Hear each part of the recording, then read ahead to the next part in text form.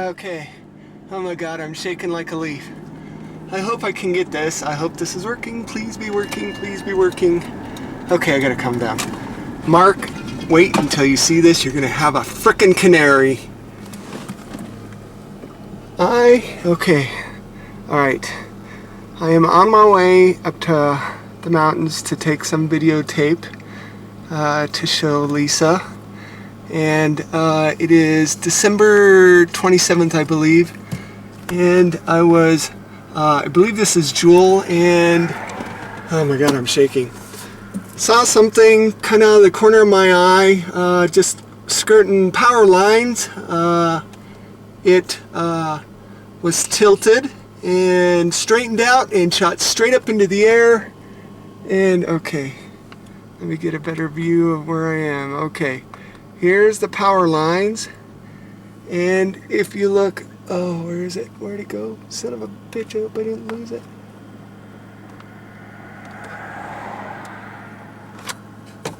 Okay. Pull over.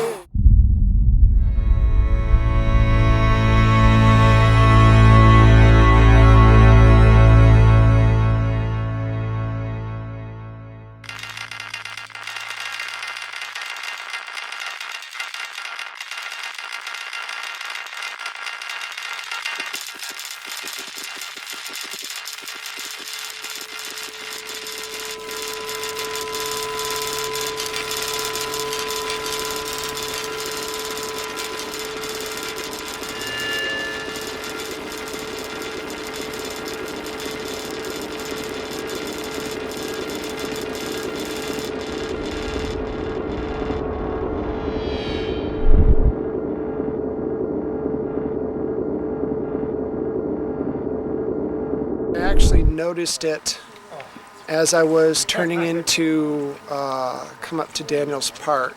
Just kind of caught out of the corner of my eye and didn't really pay much attention to it. But I really got a good glimpse of it as I was coming up there's a steep hill just right before you get up to the top of Daniels Park. And I could see the light emanating from whatever this thing was on the ground, blinking on the ground. It lit up the whole area. There it is. There's the thing that's been following me. Oh shit, what is that? Yeah. But it's so close right here. Where did it come from? I don't know. The girl saw it. There it was, and the girl saw it. They said aliens had no idea what they were talking about.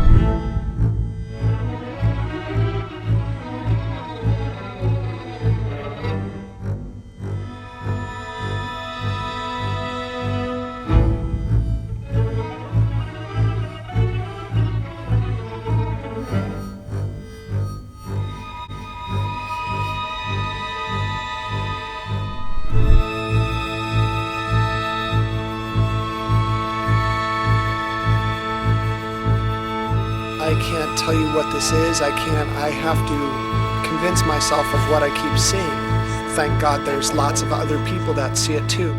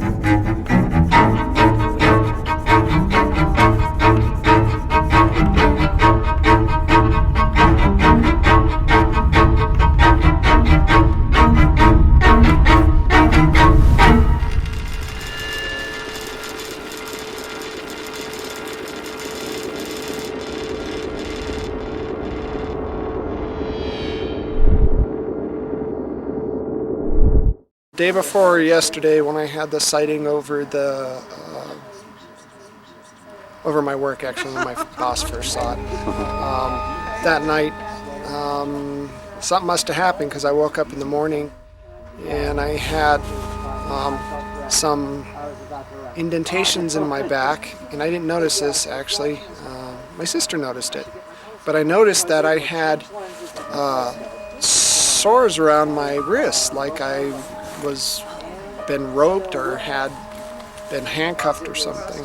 Okay. And it's healed amazingly fast.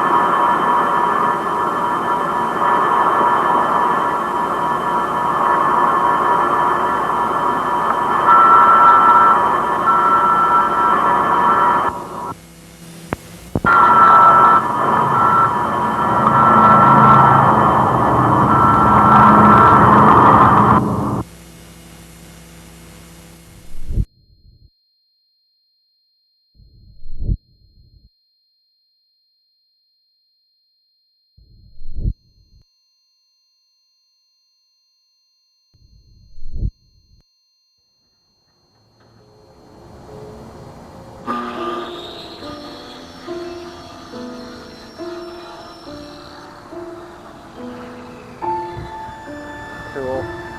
Hey, what's today's date? 8th of October? Yeah, it is. The 8th. Alright.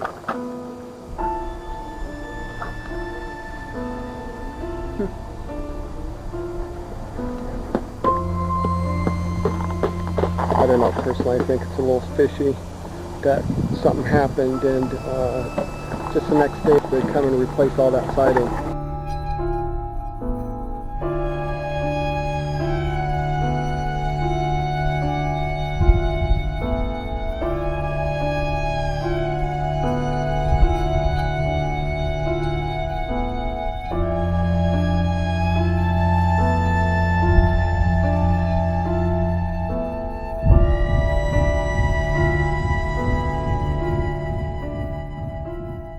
I woke up at 3 o'clock.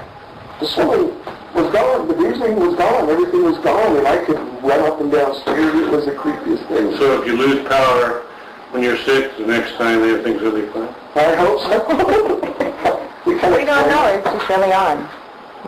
We don't know. But where did you get the holes? It's a pattern, right? I mean, it's right in the line. It was there when I woke up at 3 o'clock. Well, I don't know what those, those lesions are on your leg, huh? There's such a pattern that this, it's hard for me to cover this from any, insect or anything like that. More likely, I don't know, it could be the pressure. There's no rivets or anything on that immobilizer. The immobilizer's gone. It just disappeared. I can't find it anywhere. It just disappeared? It's gone. You were at the bed? Yes, I did. I went to bed. It's gone. We looked everywhere for it. Where do you live? I want to go investigate. I don't know. But anyway, your exam is fine today.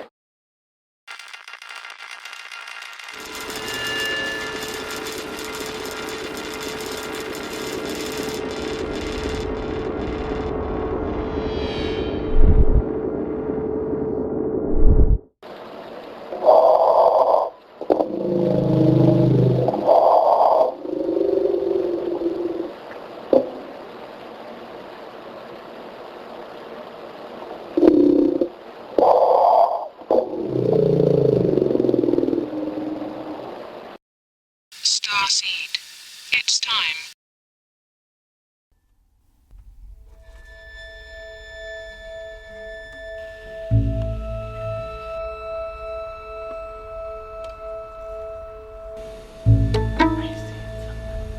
Yes, I am. I don't know what it is. What is that?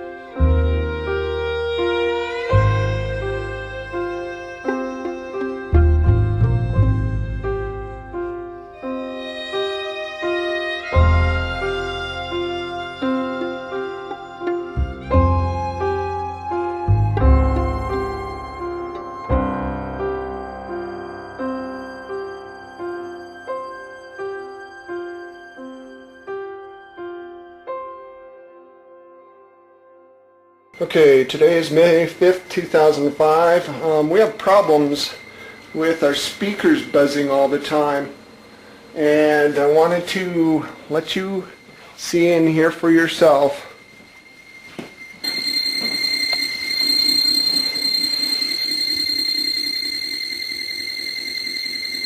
Okay, once again, it's off. There's no power. I'd like to know how the hell they do that.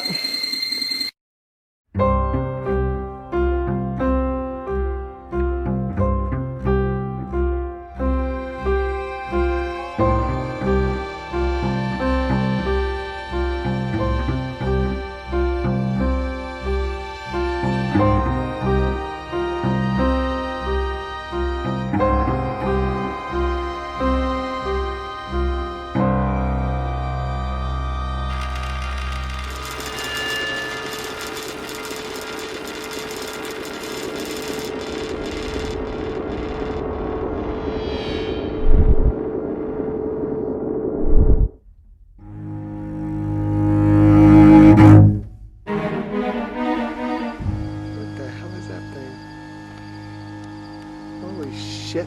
Oh my god, there it is. Oh my god. Oh my god.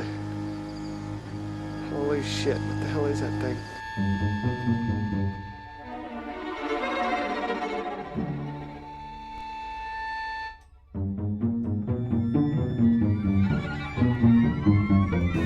What I got here?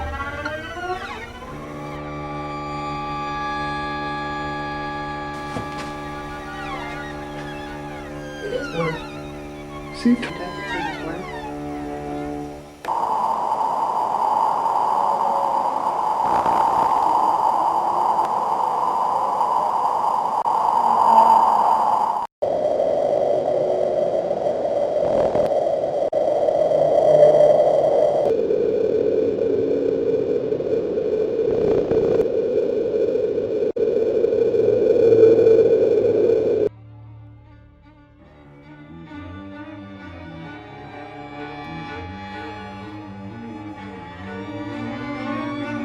There it is.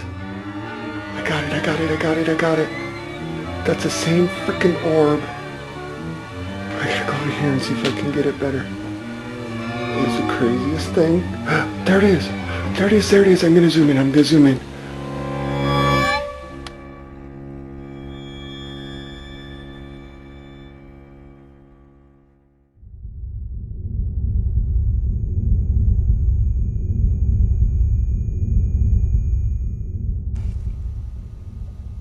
Okay.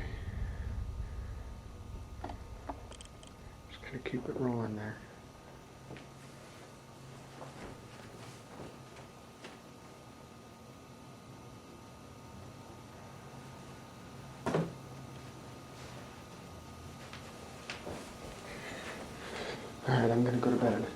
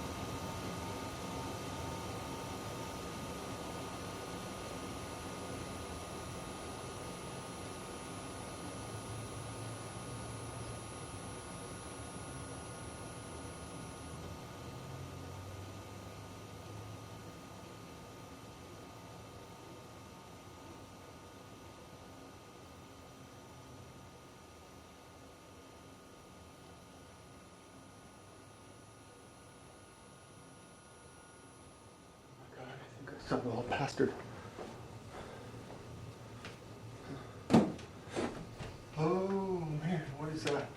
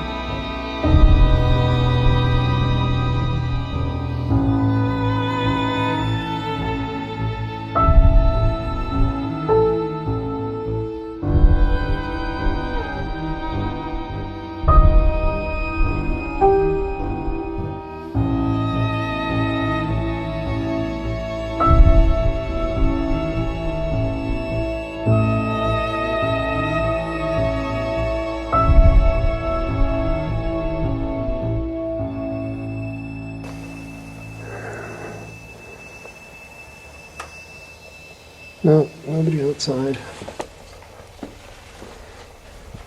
I have no clue what the heck's going on. But, oh well. Oh my god. What the fuck is that? Holy shit.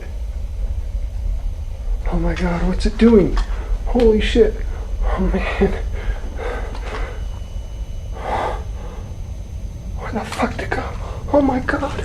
I can't believe it. Where'd it go? Where'd it go? Where'd it go?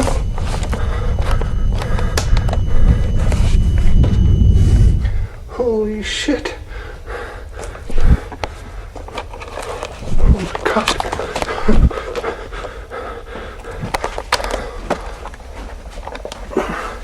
Is it? I can't see it anymore. Where'd it go?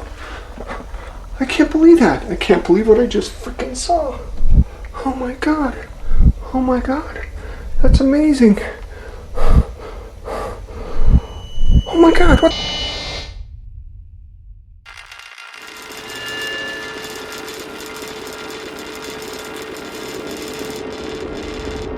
Message delete. Press 7. Reply. Press 8. Save. Press 9. More options. Press 0. Resave. Urgent message. I apologize for being so forward. It did not take us long to get your phone numbers. Our surveillance is mostly for passive monitoring, but it does come in handy. I cannot tell you who I am for safety reasons, but I can tell you that your perceptions of Stan Romanek and his experiences are real. As you have probably noticed, Stan is slightly different. The way he thinks, the way he perceives the world, seems to be a little more advanced than usual. The interesting thing is that Stan has no idea who he really is. Okay, Lisa, hit the button. 1 old message. Hello, Stan and Lisa. My intention is not to scare or alarm you, but to warn you. It is great that you are back in Colorado, but Colorado Springs was not a good idea. It seems you have moved into their backyard. Now it is easy for them to get to you. I know how stubborn you are, Starseed, but please heed this warning and know that Lisa and the children are at risk also. Now listen, Starseed. You know you are different. Follow your instincts and stay alert. This is too important. Soon it will all be revealed. And Starseed, do not be afraid of what you are.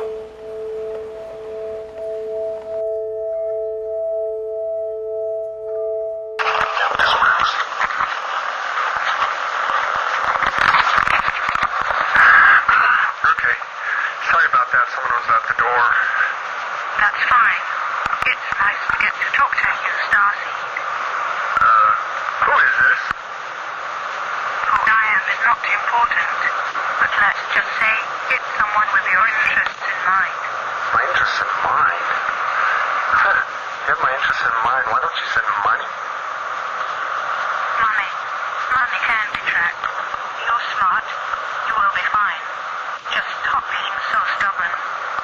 Stubborn? Who is this? They're tracking us. I have to go. Good luck, Starseed. Who is this? Hello? Hello? This is freaking nuts. Lisa! It was her!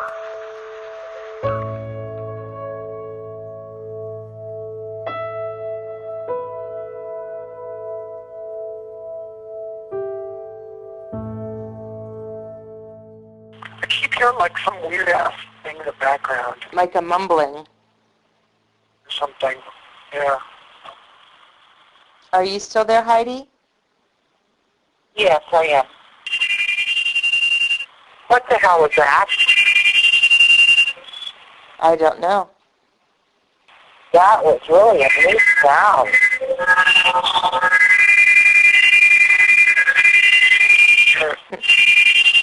Is that? It's making me feel weird. You hear that, Stan? Real? Feel weird. Just stay on. How do you feel weird? Hello? Heidi, I'm here. Did we lose him? Stan? Let me bring Stan back in, okay, Heidi? Okay. Hang on. Okay. Are you there, Heidi? Yeah. Okay.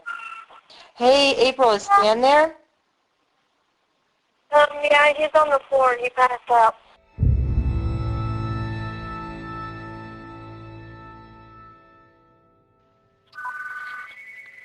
Hello? Victoria. Yes. Please tell Starseed we are sorry. We did not mean to affect him that way. It is to help him transition into the next step.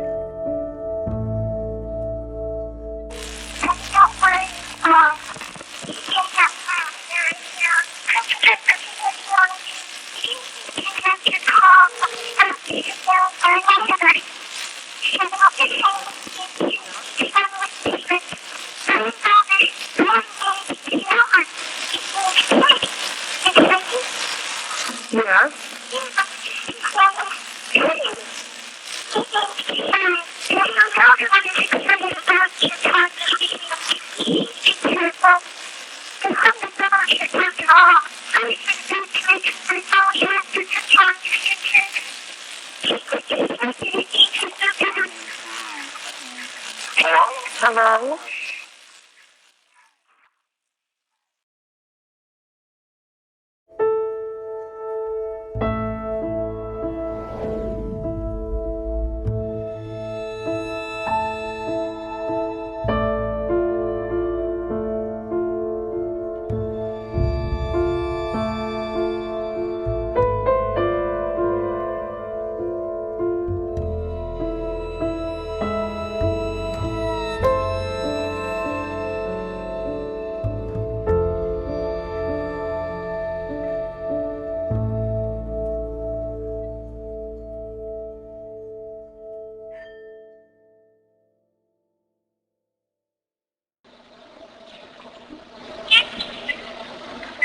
Yes?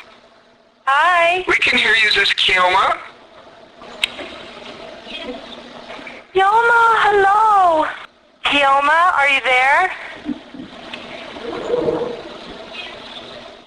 Oh, sweet little girl, we can hear you. Can you talk louder? Hello? I think somebody's playing a joke on us. You're silly? Why am I silly? Okay, if this is Kioma, when are we going to see you in person again? Oh my gosh. Hello?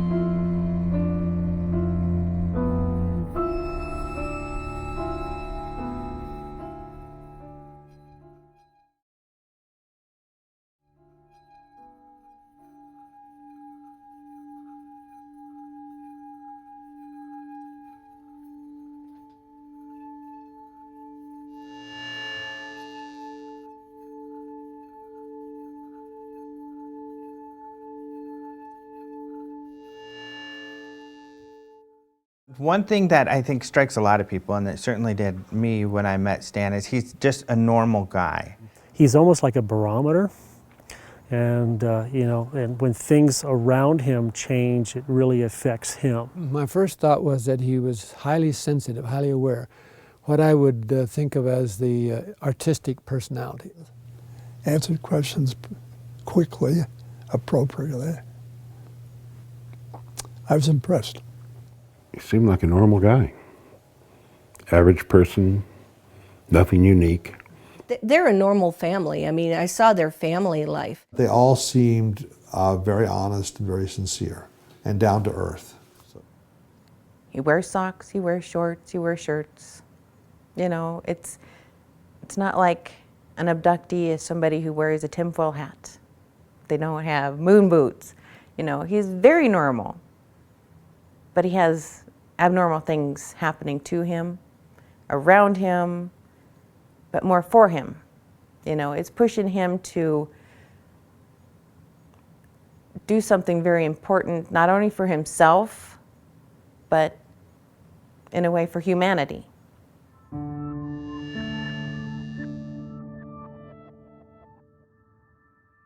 Well, I grew up in a military family, and you know, we moved around quite a bit. Not as much as most, but I had the added discomfort of suffering from severe dyslexia, and in those days they didn't know much about my learning disability. And they don't even think it's a learning disability anymore, but I was always put in classes with, you know, in special ed classes with the retarded kids. I remember I had a teacher make fun of me in front of the class and then grab me and throw me in a closet and lock me in a closet and said, "This is where we put retards." And yeah, it was terrifying. It was horrible. It was a horrible experience. And I had gang members around me all the time because of the neighborhood we lived in. I had the Crips on one side, the Bloods on the other, and they were constantly fighting amongst themselves. And I was always, you know, have stab wounds and stuff like that. I was always caught in the crossfires. And they used to pick on me a lot because, number one, I was the only white kid. Number two, I had a learning disability. And I had to learn to fight because of it. Everybody beat me up, and then I started beating everybody else up, including the principal of the high school I went to. So it wasn't good. I was kind of a punk. And just because I was kind of angry at my life, you know, because of all the constant violence and all the, you know, having to deal with everything that I had to deal with, I was frustrated. I calmed down somewhat and just kind of found my own way. When you look at that past, did it make you a better person? How did it help you? I honestly think certain people are chosen for certain things, and I had to go through what I went through so I could understand the human condition. So the role that I play now, without that understanding, I couldn't, you know, the message that I have, I couldn't give the message out correctly, I believe.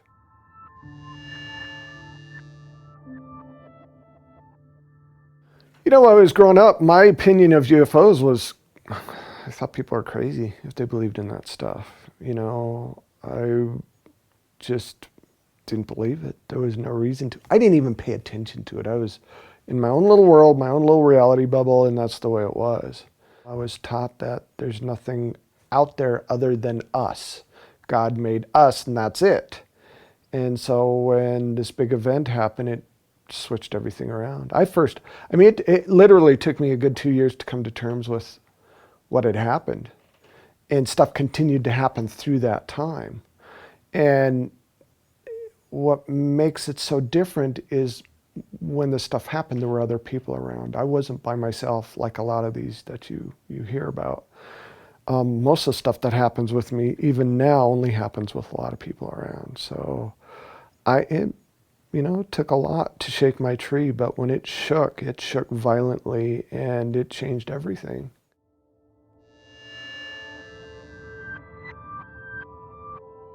My first official sighting happened December 27th of 2000.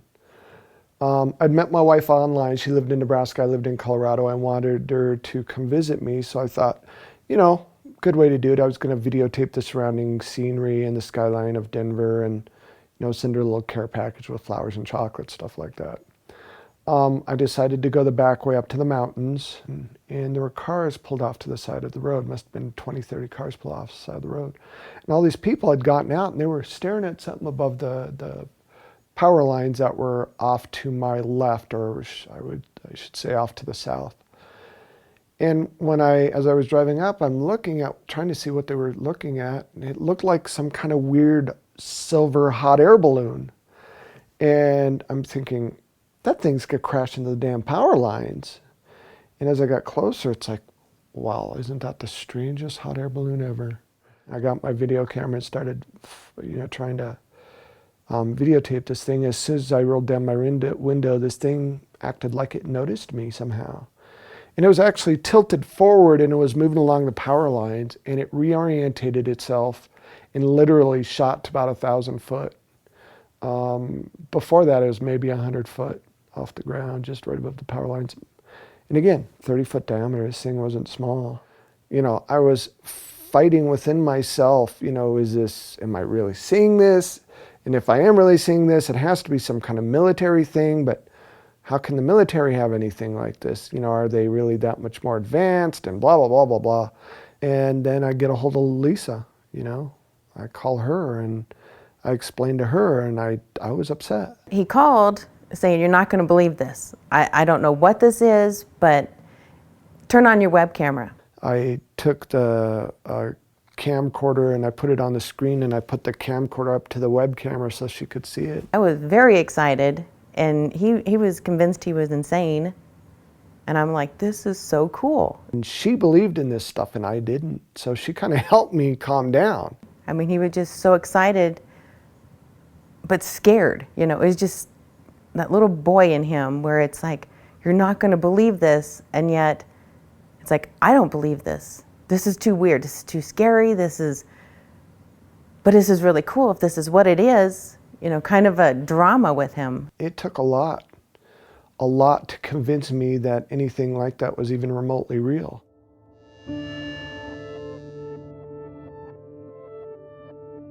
2 o'clock in the morning, maybe 2:30.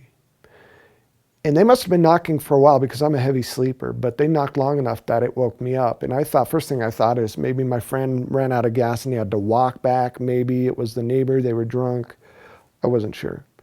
Got up to answer the door, and I noticed as I, start walking down the hall, my sister had already answered the door.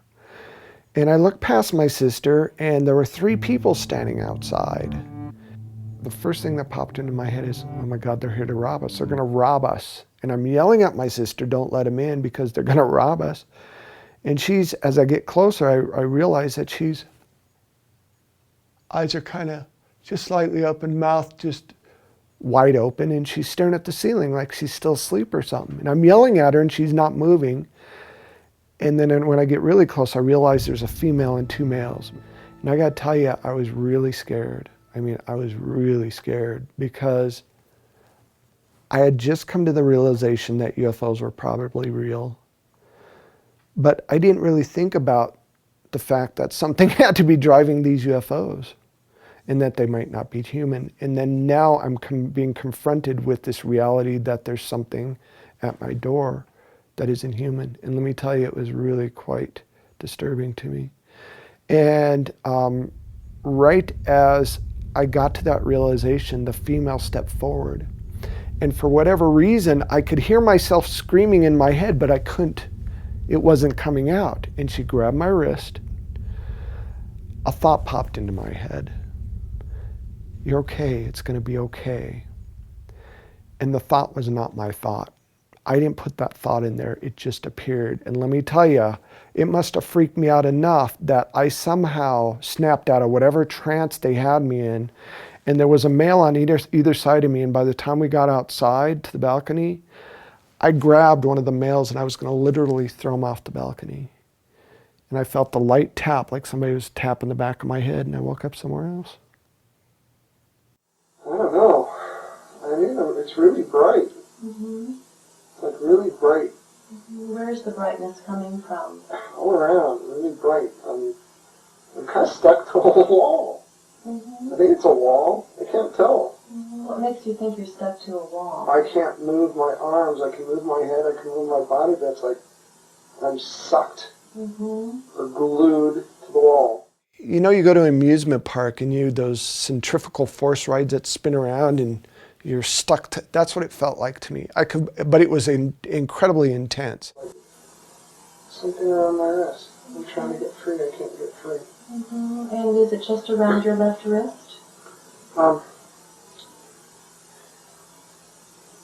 Yeah, it seems to be around my wrist, but I don't think that's what's holding me down. Mm-hmm. It looks like it's connected to something, but it's not holding me down. I could move my hands, I could kind of move my hand, move my feet a little bit, but I could not get free of this wall. And when I looked, it looked like it had quarter-sized copper pieces about, they were spaced maybe a foot apart, all over the wall, just peppered the whole wall. And I had these copper bracelets on my ankles and on my wrists. And they had these tiny filaments, almost like hair-like filaments that were going to the wall. And if I wanted to, I could have snapped them, but for some reason, I was stuck, so I couldn't do anything. I couldn't move. Well, they're turning me over. They're like turning me around, and I can't seem to move very much, and they're doing something to me. And they turned me around, and they started doing something to my back that hurt, really stung really bad, like they were cutting me or something. They're sticking it really far in my back. Mm-hmm. How can you tell how far it's going in? It hurts. Mm-hmm. So you can feel it. Yeah, but it's weird is she puts her arm on me and then relaxes a little bit. And I felt another tap on the back of my head, and I woke up in the middle of the room on some kind of platform with the female standing right there. And she looked at me, tilted her head. Suddenly, an explosion of thought literally filled my head. It was so intense, it knocked me over, and I almost fell off the table. And when I came out of this shock, she stepped back. She quit doing whatever it was that she was doing. She stepped back as if to say, okay, you poor, stupid, little, insignificant thing, we're going to try this your way. Image after image, thought after thought, visualization after visualization just filled my head. It was then that I realized whatever this thing was, it was way more advanced than me. He has that experience. He calls you up. What is that phone conversation? Phone call was basically, I had the weirdest dream. He said, but it doesn't make sense because I have all the hairs all off my wrists, and I have these these sores on my back. I was trying to be the analytical one, you know, it's like there has to be a reason for it. It can't be that aliens came in and abducted you. And he's like, well, I know it was a dream. It was a dream. Aliens aren't real. And then he called me back because he's like, I'm going to go. And he called me back and he goes, it wasn't a dream. I know it wasn't a dream. I fell apart. I started crying and shaking and freaking out. It's like, oh my God, because it made it real. It made this whole thing real. This really happened to me.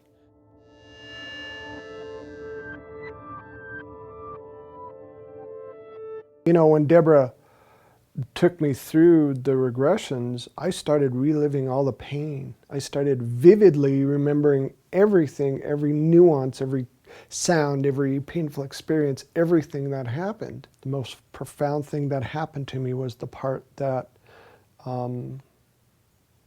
I started writing down these symbols that I had stuck in my head. She asked me, so what do you remember? I said, I have these symbols in my head. I have these weird things in my head. She goes, can you write them down? She gave me a big pad of paper and I think a marker. And I just started.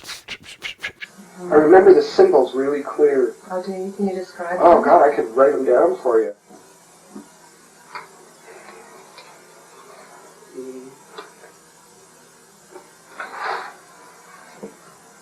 Okay. These are the images that I got in my head.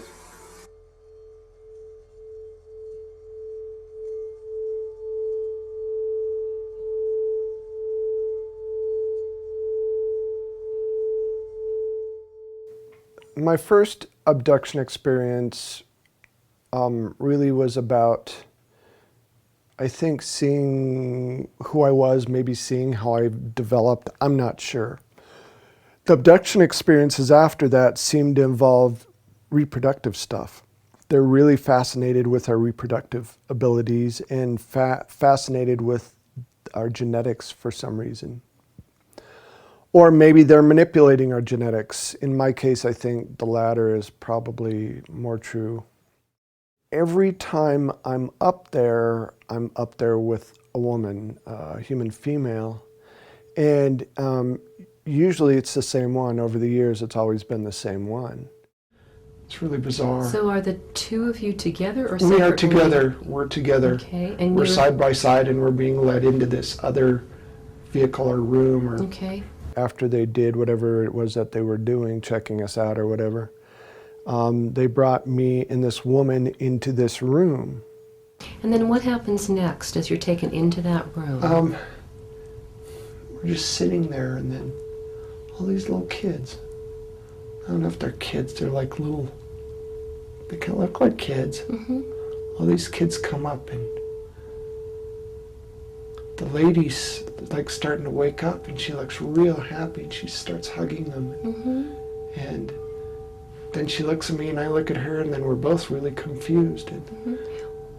They're just these kids, and they come hug my leg and hold my hand. And there were seven children altogether. There were varying ages, varying sizes, varying, you know, some of them looked more human, some of them looked less human, some of them had hair, some of them didn't.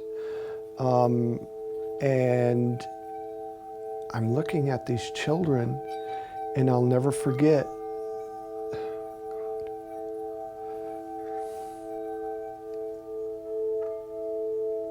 every single time I talk about this, this one little girl comes up to me and hugs my leg. And I'm looking down at this beautiful little child hugging my leg, and I realized that this kid looks like me, and she's beautiful. But she's different because it's all about the eyes. She has these huge, oversized, almond-shaped, slanted, so blue, they're almost violet eyes. Beautiful blonde hair, and she's just clinging onto my leg like, please don't let me go. I don't want to leave her behind. You don't want to leave who behind? babies. The babies? What are you feeling right now besides the fact that you don't want to leave them? They're crying. They're crying? What tells you that they're crying? I can see them crying.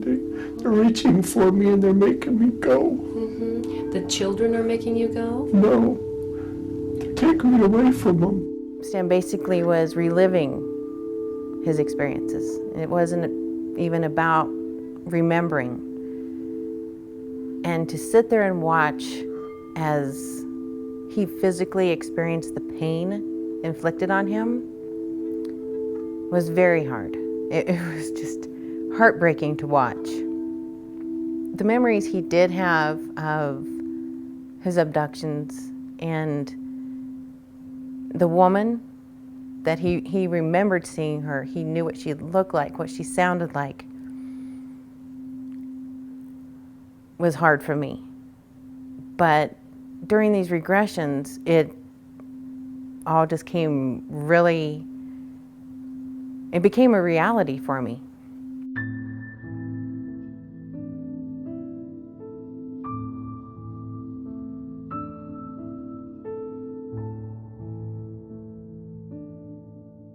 They kept looking at her, and Lisa watched me, looking at her. She goes, what's up? And I said, I know her from somewhere. I mean, I don't know where I know her. I know her from somewhere. And then it hit me like a lead balloon, like a ton of bricks. She was the woman I was with all this time, every time I was taken. It was the same woman. And we became very close friends, and it got to a point where it was kind of hard for Lisa because we had this weird connection, me and Victoria, this bizarre, unnatural connection. I was so wrapped up in the case and learning about it and learning what my role was in it and experiencing so many things around me that I wasn't focused on Lisa's feelings. When he found Victoria, that was really, really, really hard for me to deal with because I knew she was real, I knew she existed, and in some ways I prayed that he never found her.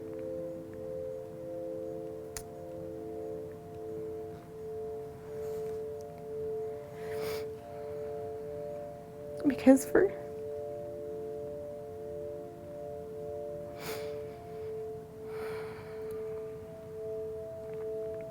6 years, I worried what would happen to me.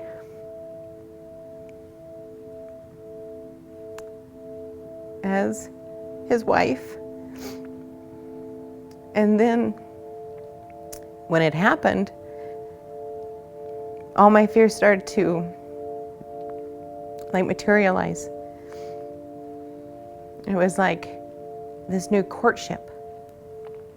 It reminded me very much of when Stan and I met. The hours of conversations, and they had a connection via 7 children that Stan and I didn't have. There were some instances where Stan and I would have be in a deep conversation, and it's like she couldn't put a wedge through us because we were so focused on this scenario that we were involved in and trying to learn more about it. So I think there was jealousy, but it stemmed from probably just knowing that Stan had had experiences with this woman, me, up there. Victoria and I mean, we had some rough spots where my jealousy and my anger was very evident to anyone in that house.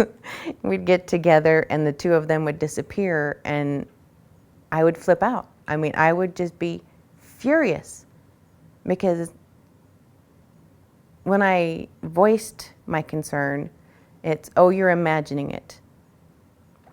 It's like, don't put it off that I'm imagining anything. I see what's going on in my house and I'm not okay with it. I don't know how I would have acted, but she always held herself in complete poise in class. And I mean, there were a couple instances where she'd, get, you could tell she was hurt or bothered, especially if he and I would go off to the side and be in this deep conversation and she'd be looking for him and we're sitting out in the front yard talking.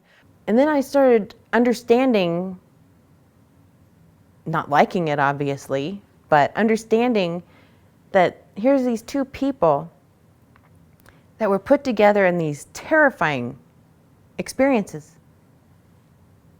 And they needed each other to figure out what had happened.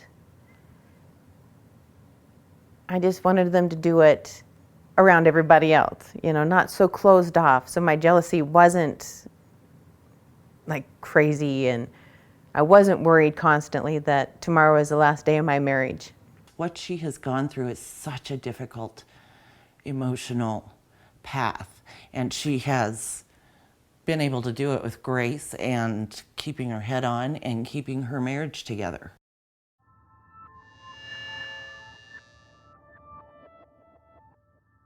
I have never doubted that my husband loves me more than anything else. And he knows that, you know, obviously I'd give my life to support him. You know, I would never lie for him, but I will support him.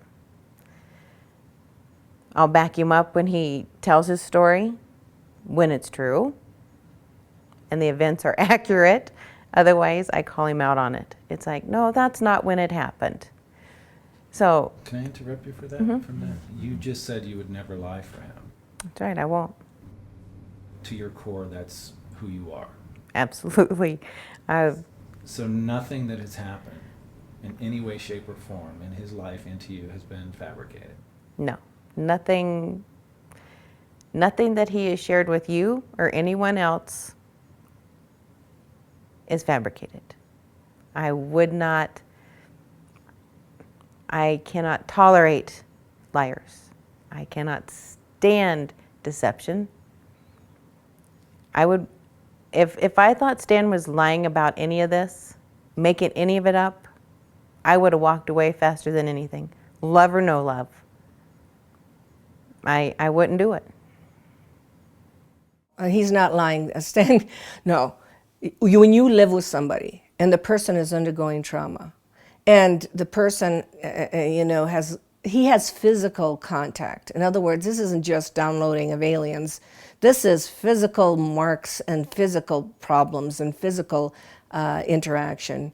The person that's the closest to you knows whether you're lying or not, and she is actually, she and the family, all the family, know that this is a real phenomenon. Now, whether some of it has been done to him to confuse him and half of it is disinformation or some of it is copycat, we don't know that.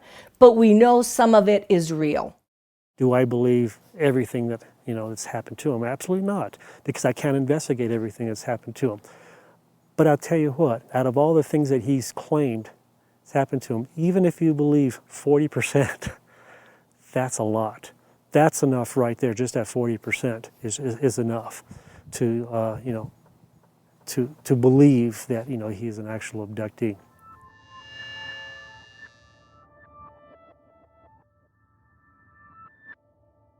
This light just explodes onto the ground right next to the house and starts coming up towards where the video camera is bolted to the side of the house.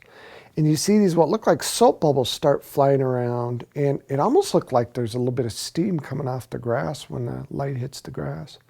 And then pretty soon the video camera was taken out, and I came back with a bloody nose and peeing blood. And later that morning when I woke up, I went to go check to see why the cameras didn't, you know, why the cameras stopped working. Because we saw on the video, you know, this amazing event took place and the beam of light hit the ground next to the house. But it stopped working, and I wanted to go see what the heck happened. So I went outside and I noticed this. It's as if where the beam of light hit the camera, it cleaned the whole area of sighting in this perfect like arc. And it literally melted the siding. You could see where some kind of heat warped and kind of browned the siding a little bit, especially up toward the camera. And it also killed the grass below. Now, when they analyzed the siding, it cleaned the siding somehow, or pulled the dirt out of the siding all the way through the molecular structure of the siding itself. The very next day, I was going to collect a piece of siding because it was my day off and Lisa had to go to work early. And I woke up 8 o'clock in the morning because I heard this pounding. It's like, what in the world? I went outside to look, and there were two guys had taken down my surveillance camera and laid it in the grass, and they were replacing the siding of my house. I was pretty upset that they touched my surveillance camera, and what the hell are they doing replacing the siding? I tried to get a hold of the landlord, but the landlord was on vacation, and I asked these guys, what the hell are you doing? Well, your landlord wants us to replace your siding, so I had no way to check right away, so I let him do whatever. And I go, well, I want a piece of the siding, and I started rummaging through, and they got really irate. They said, no, absolutely not. We got to keep every little piece of it because we got to prove to your landlord we replace the siding. I knew instantly that there was something fishy about that whole thing. Well, about not quite 40 minutes had passed, and all of a sudden I heard a shop vac going.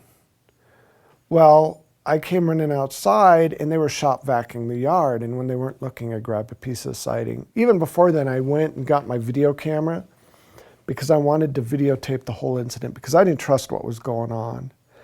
And it's weird because they wouldn't look at me. I got them to tell me what date it is and made small talk, and they didn't even look at me to see that a video camera going. They just refused. They always had their back to me, constantly trying to turn their back.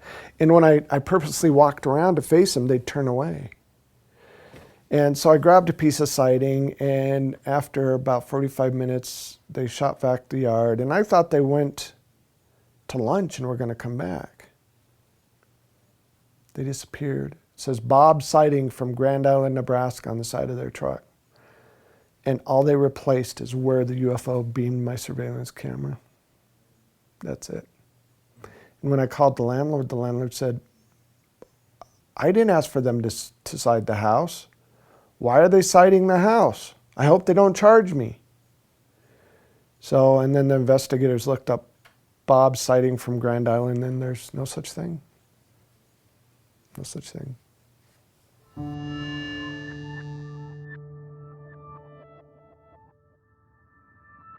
This weird British sounding voice left a message for us saying that it wasn't safe to live in Colorado Springs. And you know, I thought somebody was joking around, but honestly, I wished I would have listened because not long after that, I was riding my bicycle to work because I didn't live very far from where I worked. And this black SUV kind of pulled up alongside of me as I was riding, and I heard them say something. It's like, oh, great. You know, some militaries, drunk military types trying to start trouble. Because there's a lot of military bases in Colorado Springs. Well, I ignored them and kept riding. They were stopped behind a car at a stoplight, so I just went up and over an embankment and drove into the parking lot where I worked, and I was going to go around the building to lock up my bike. Somehow these guys knew exactly where I parked my bike because they found a back way to get into the back parking lot where they cut me off. It was a guy on the passenger side gets out of the car and says, you need to keep your mouth shut. And I look at him, I said, I didn't say anything to you.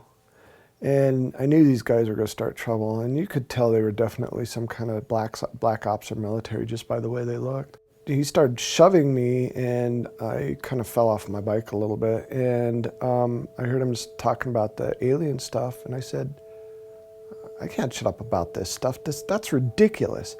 And so he started swinging, and we got into a tussle. And, you know, I grew up in Southwest Denver, so I kind of know how to fight a little bit. And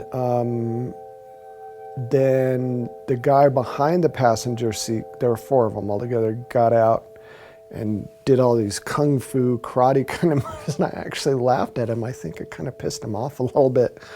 But he came at me, and I had a bike chain wrapped around my seat that I locked my bike up with, and I just started wailing at him.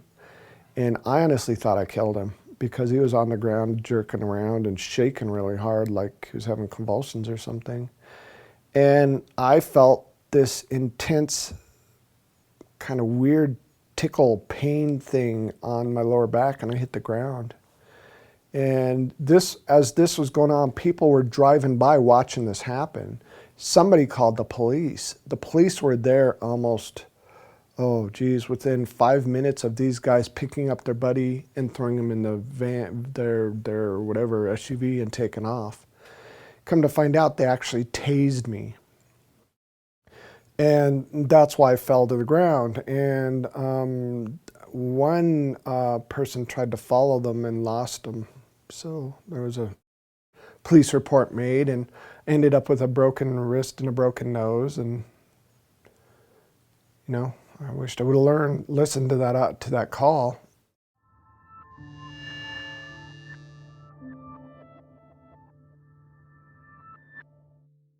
This probably was the most significant event for me out of all of this that's happened so far. I'm still waiting for something more impressive to happen. It started out, I was painting the eave of my house, and I had grabbed for, I think it was for a brush to kind of brush the old paint off the eave, and I kind of fell off balance a little bit and literally fell 12 feet onto the ground, and I tried to catch myself. Trouble was, there was a wheelbarrow full of bricks just right beneath me, and I twisted my leg just right and tore the anterior cruciate ligament in my hamstring of my right leg. Went to the doctor. They told me I was going to need surgery that next Wednesday. I think it happened on a Friday, so I was going to need surgery that next Wednesday. I had to wait through the weekend and everything. Tuesday night, something happened though. Usually when I get taken, what will happen is, for whatever reason, whatever power or whatever technology they use seems to blow the circuit switches, blow the breakers in the house. So Lisa woke up in the middle of the night because I was gone and all the breakers were blown. She could hear the breakers go or something. I don't remember exactly what woke her up. But when she tried to find me, I was completely missing. I was gone. I was nowhere to be found anywhere. She looked everywhere for me. She eventually got all the breakers flipped back on, all the lights back on, and she came in the house, and I was standing kind of dazed in the middle of the living room. Now, to me, I woke up and I was looking for Lisa. In reality, I was already missing, and Lisa was looking for me. We didn't really give it any more thought. We didn't give it a second thought. And we decided, you know, we'll just go back to bed. You know, it could have been a fluke, who knows. Well, the next morning, Lisa, I couldn't work because of my knee, so I was off work. And Lisa had to get up fairly early to get ready for work. So 6 o'clock in the morning, she got up, and she noticed this circle in my yard. And it kind of looked like the same circle that we had in our yard from a prior abduction. Now, what's interesting is Lisa woke me up to come look at this circle. And she was looking at me weird, and I walk up to the window and I'm looking, I said, that's just crazy. How'd that get there? And Lisa goes, do you notice anything different? I go, yeah, there's a damn circle in our yard. She goes, no, do you notice anything different? I'm looking at her like, what are you talking about? So she goes, come here. So I walk over to her and it's like, hey, where'd my knee brace go? Where'd my cast go? And how come my knee doesn't hurt anymore? And how come it's swollen anymore? And why in the hell do I have 5 holes in the back of my leg? There was hardly any bruising left. My leg felt a little stiff, but after a while it stretched out and no pain whatsoever. Well, they found my knee brace a few hours later when the researchers came over on the side of the house, literally melted into some bricks, including the aluminum rods were all melted. And bits and pieces of it were found in the field behind our house, and some of it on the swing set that was in our yard, as if this thing was thrown out of some high place and it just landed on the side of our yard. Well, the funny thing is I had to call the doctor to explain why I didn't need surgery. And I remember calling, and I left a message for her, and she called me back because she was off work. She called me back and she said, Stan, I understand you're really frightened about getting surgery, but if you don't get this surgery, you're going to be a cripple the rest of your life. You'll never be able to use that leg again. I said, look, I can't explain it, and I wasn't about to explain that I was taken by aliens and they fixed my leg. There's no way I'd say that to her. She'd think I was nuts. I said, I'm just going to have to prove to you I don't need surgery anymore. She goes, all right, I'll tell you what. I'm not at the office right now, but my associate's in the emergency room. I'll call him, set it up. You go see him in the emergency room and he'll tell you the same damn thing I told you. It's like, okay, fair enough. Well, I went to the emergency room and my wife brought a tape recorder and we recorded the whole conversation. And this guy had no idea how it was possible that I went from having a torn ACL to not having a torn ACL. And what kind of miraculous thing could have done this? At first, he said those holes in the back of my leg could be bug bites, but then there's no rivets in my, he didn't have any explanation. And then he suggested that we call the Ghostbusters to come figure out what was going on. And I never told him anything about the ET stuff. He just assumed.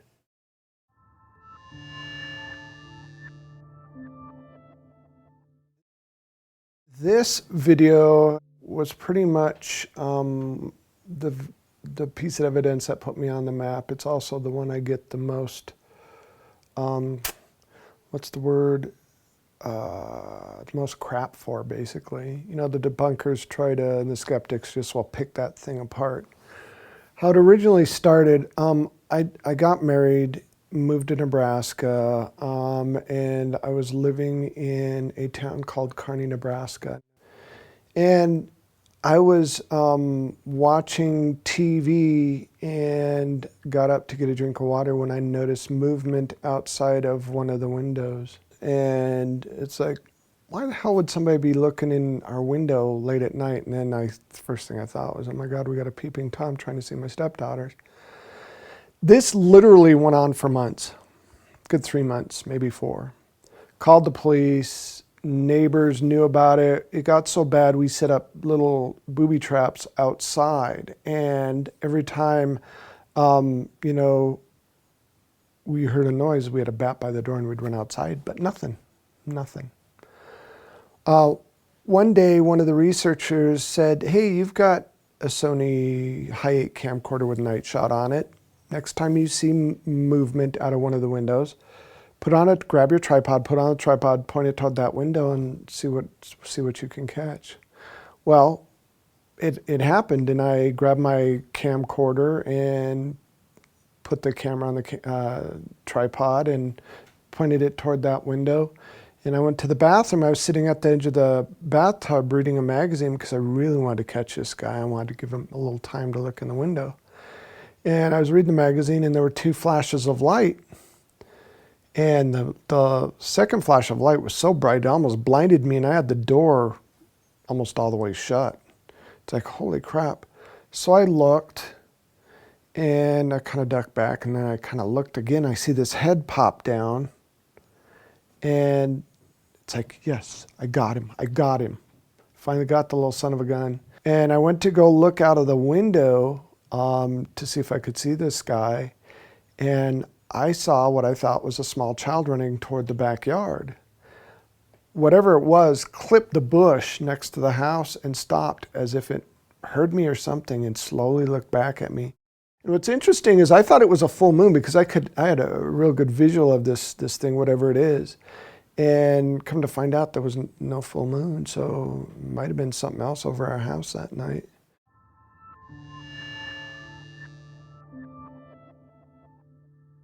I was kind of staying away because my stepson had friends over for a sleepover. I didn't want him to get in trouble. And I woke up because I heard a noise. I had one eye open. And I'm sitting there going like this, and I see a naked figure run into my kitchen. I'm thinking, what in the heck is my stepson doing?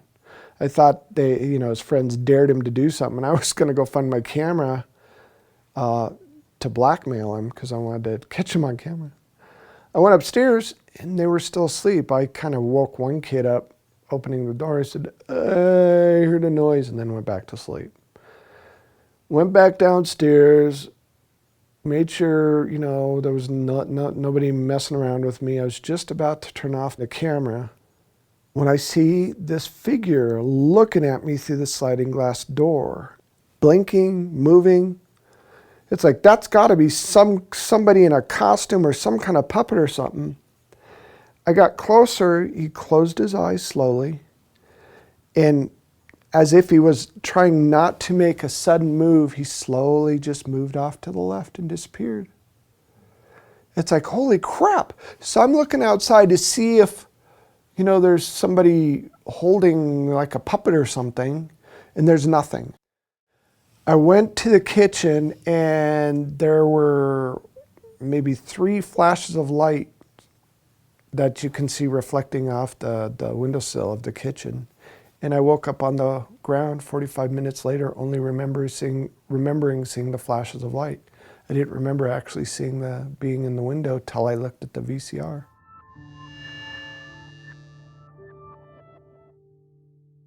Well, we were having a party up at their home, and it was a book signing party, a surprise party for Stan. One of the things that we try to do is make sure someone is with Stan at all times, so that if something does happen, if he sees something, that there's a witness there. It was raining outside, and I was looking out the window, you know, being really grateful for the friends I had, when I noticed this little girl at the edge of the driveway. Stan had seen the little girl outside, and it was raining. He's like, come here, Victoria, look at the little girls out here. And I'm like, Stan, it's probably just a neighbor kid. Just get in. I'm not going out there. It's raining. You know, and it was after that I said, I will never not pay attention if Stan Romanek says, hey, look at this. This is unusual. I had my porch light on, and it illuminated the yard up enough that I could see this little girl standing in a gray jumpsuit at the edge of the driveway. She had dripping wet hair, and I'm thinking, it's 9 o'clock at night, it's raining, this girl's wearing a jumpsuit. What parent in their right mind would let their little daughter out in the rain like this? And why is she wearing a jumpsuit, and why is she staring at me? I remember Stan going outside. He said he wanted to go outside for a little while. And it was kind of funny because then my friend Rick comes over and he goes, where's Stan? And I said, he went outside. He's like, is he alone? And I said, yeah. He's like, oh, I better go. Damn it. Let me know whenever this happens. So I went outside immediately. I was looking for a flashlight. All I had was my camera, and I was using my camera as a flash because I wanted to see what this little girl wanted, and she ran away again. And it was by chance that I clicked the camera just in time to get a picture of her looking from behind a tree, looking out from behind a tree. And I was so dumbfounded and amazed by this picture. All I could do was sit there and stare at it. He had an odd look on his face, just dumbfounded. And I joked with him. I said, hey, Stan, how are you? Doing okay? He didn't respond. He just he stared at me. And I was speechless. I couldn't say anything. He goes, Stan, are you okay? And I just showed him the picture. He goes, oh my God, you have to show everybody this picture. This is the most amazing thing I've ever seen. When we got back into the party, I told everybody, I want everybody to listen for a second. And I said, I need everybody's attention right now. Something appeared to have just happened outside. And I'd like every one of you to look at what's on the camera here. And her eyes were really large. They were very large, almond-shaped, human eyes, but very, very large. It was more than a photograph. She was on top of that camera, emoting emotion. It was a moving moment. Many people just started crying. They didn't.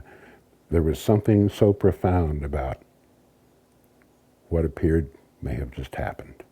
So this was really strange, and we're all, you know, kind of freaking out about this. Everybody had taken a look. So I kept telling him, let's get this on the computer, let's get this on the computer. Everybody said, go put it on your computer, go put it on your computer so we could see it bigger. I took 2 steps down the stairs to go to my office. Beep! The pictures disappeared. We checked It was off the camera, not there. The shots before it were there, the shots after it were there. Every single person that was at that party saw it before it disappeared. And then he received a phone call. And then 2 minutes later, the phone rang, and somebody handed me the phone, and I answered it. It's, "Daddy, don't worry, I love you. I'm okay." I started just crying and crying and crying because I knew in my heart that it was. And then it all come flooding back. That little girl that was hugging my leg was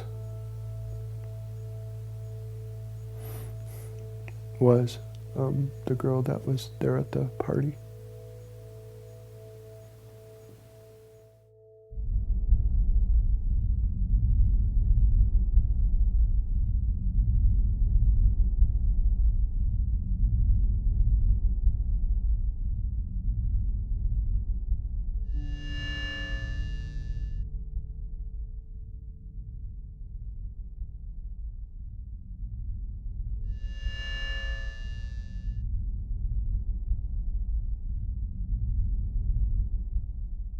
When I ran across his video of his first UFO sighting, I was really intrigued.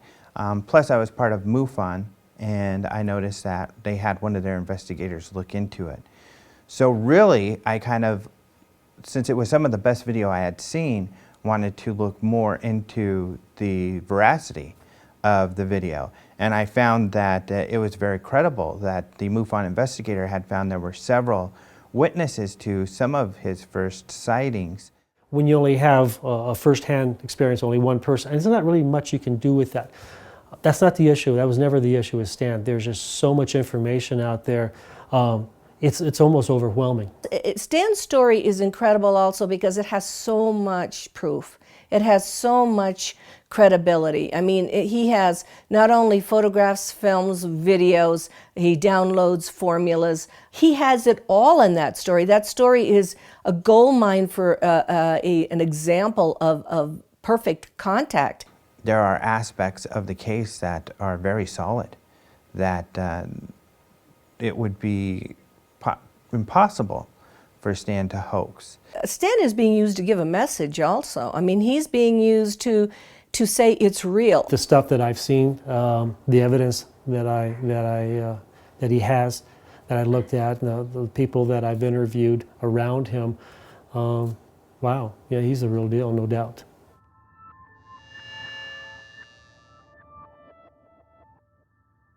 My name is Claude Swanson. I'm a physicist. Undergraduate degree in physics, MIT, class of '69. PhD in physics from Princeton, class of '76. I did engineering consulting with the government through consulting companies for 20 or 30 years. What got me into physics was my real true love, which is what's called unified field theory, which is like the theory of everything. It's like the deepest questions of science, of how things really work. For me, the enduring thing is that if you put together this particular set of equations, you'd have to know a lot about physics, okay? And from what I've seen of Stan, he doesn't. You'd have to know a lot. And there aren't many people who would be smart enough to be able to choose these particular equations and put them together. Most people would pick a random set of equations, you know, or they pick something that looks complicated, that maybe has no meaning to it. These equations actually relate to propulsion and faster than light travel. I mean, I think one thing that they give is a sense of credibility to Stan. That if these equations are beyond what he could come up with on his own, then they are an indication of a higher intelligence interacting with him. The more I have looked into them over the years and the more I've figured out different pieces of it, the more impressed I am that they seem to actually describe how they do some of the things that we find anomalous. How they go faster than light, how they get from some distant star to here. In our current science, even maybe 20 years ago, those things were viewed as impossible. What's been happening in the past 15 years or so is there's a group of leading edge scientific thinkers who seem to be following along a similar path, who, and they're not the mainstream scientists, but there are more and more indications that seem to back up the equations that Stan has been writing. So there's a trend here, a growth that kind of says, you know, these might really work. One of his equations relates to a solution that was found in the 90s by a physicist named Alcubierre, a Mexican physicist, that is the first proposal for how you could take gravity and make faster than light travel from it. He found a solution, a mathematical solution that gives you a warp drive. Okay, that's what they called it. Now, it involves some conditions that are not realizable in our current physics today, but still it's a step in that direction. And as you look more into it, you find, and that's one of Stan's equations. And as you look into it, the other people, Puthoff and Robert Dicke, whose equations also show up in Stan's work, they're also working on the same idea, how to change space-time in ways we didn't know was possible before. Right now, what I'm picking up is that there's a theme. And the theme is that it is possible to get from there to here. Our present conventional view is we couldn't have ET visitors because it takes too long for them to get from there to here at the speed of light or less. But suppose there are ways of warping space and time or going faster than light. And that's what some of these equations are hinting at.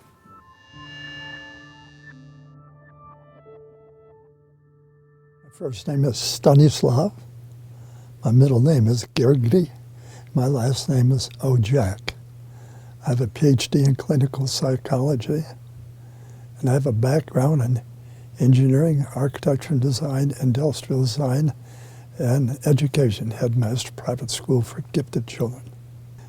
I administered, with his agreement, with no one else around.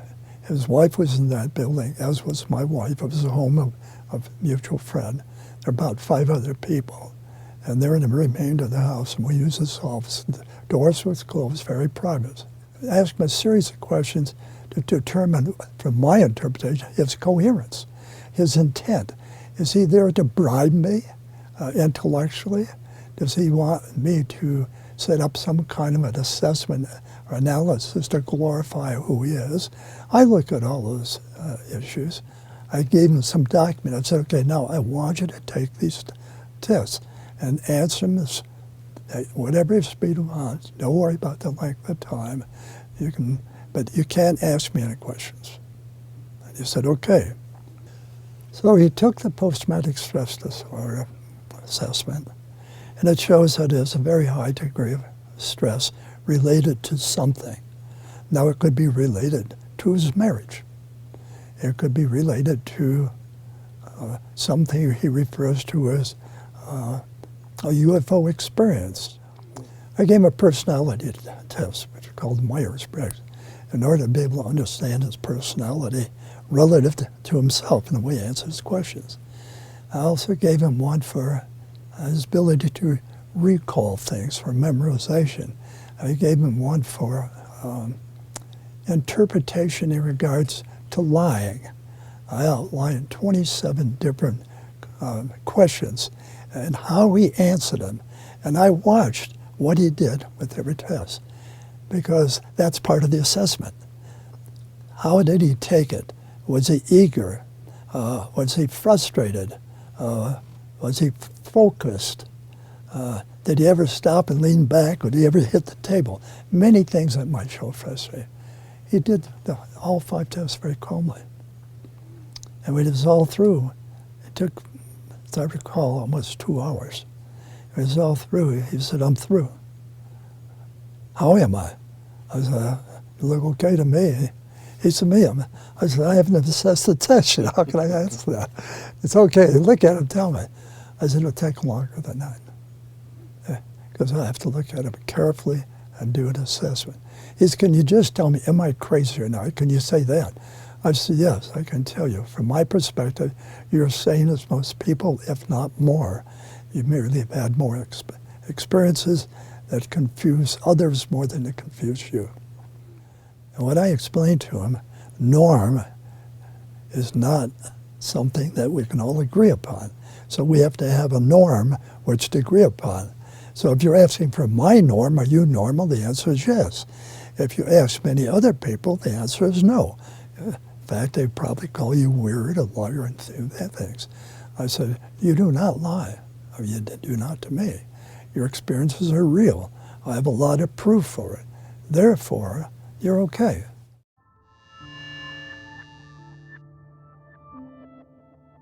My name is Leo Sprinkle, R. Leo Sprinkle, PhD. I'm a counseling psychologist in the state of Wyoming. I teach self-hypnosis to people who wish to learn the techniques, not only to relax the body, but to focus the mind. So from a standpoint of general mental health, these techniques are useful. Some people may not like the word hypnosis, so if they don't like the word hypnosis, let's use meditation or daydreaming, image rehearsal for athletes, goofing off for teenagers. The task is to assist a person to recognize that within each person is more awareness, more knowledge than he or she may consciously be aware of. So on a scale of 1 to 10, with 1 being insignificant, 10 being the most significant ever, where does Stan's... 9. Stan's case is important from the standpoint of everyday people who want something that they can put their hands on. There's a photograph, you know. Here's a telephone call from an electronic voice that can't be traced. Here is a equation that the physicists are puzzling over. That kind of information means that Stan, as a person, doesn't have to be honest, doesn't have to be nice, doesn't have to be likable.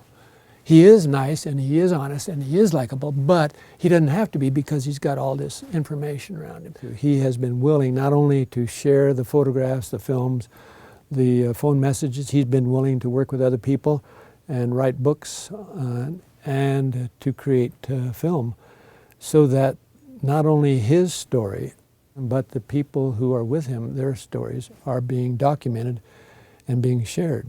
To me, it's part of the ongoing process. So my view is if a person has several sightings, and then they have a job, they have a task, they have a duty, they have a chore, it may be merely to recognize it and accept it and talk about it with friends and family, or it may be something beyond that. And so with Stan, the fact that he had already been willing to go through hypnosis, the fact that he had already been willing to talk about it, and the fact that he had information beyond what most people have, and that he's dyslexic, all of those things said to me that he is a messenger. And so that's why I asked him when I was with Alejandro and with him and Lisa, do you think of yourself as a messenger? And he said no. But as he talked with his wife and as he went on further, then he began to realize he may not think of himself as a messenger in the sense that he has a message. But it's just like when I was a 10-year-old kid, 5 o'clock in the morning, I'm riding my little bicycle and I'm delivering newspapers. I don't know the reporter, I don't know the editor, I don't know the publisher. I'm just delivering the news. And he's delivering the news.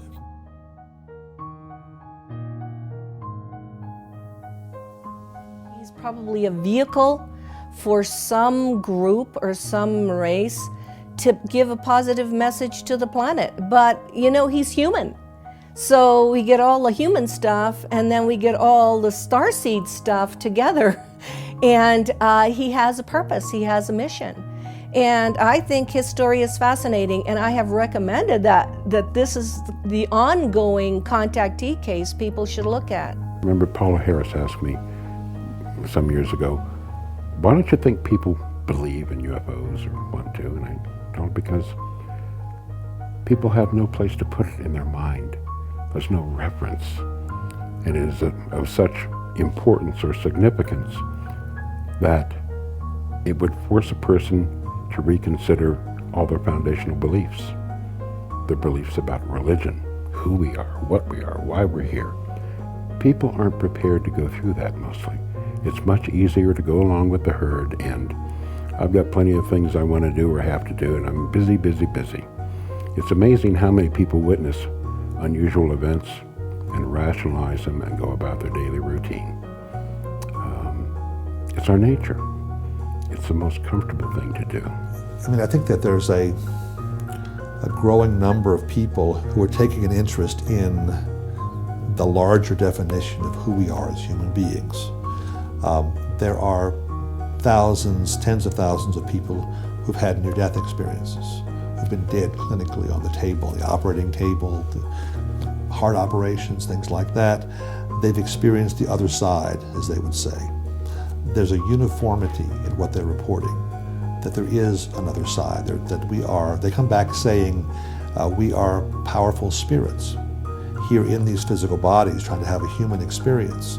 There are these higher dimensions, okay, and we're all kind of learning and growing in these experiences. And a lot of what they say seems very consistent with the lessons that are coming out of these ET contact cases, trying to learn who we really are as human beings, to expand our own consciousness, our own understanding. Bottom line, even Stan, I think, understands this, that the group, and there's several groups visiting the planet, the group that he's involved with have some kind of spiritual message, some kind of evolution of humanity that they want to happen. At the soul level, whee, this is big time. Because in my opinion, our souls are recognizing that this is a crucial time for humanity and for the planet. And so if we can bring ourselves at the human level to work together, to collaborate, not only with ourselves, but with the ETs, and then I think it's well worth it, and it'll be worth celebrating. Yeehaw. People always ask me, would you do this over again in a heartbeat? I would, in a heartbeat, because I've learned exponentially, and I get to look outside the box. His responsibility is to simply share his story, what he's experienced. And if it helps people who are in the same situation, that's very important to us. It's all about getting the message out.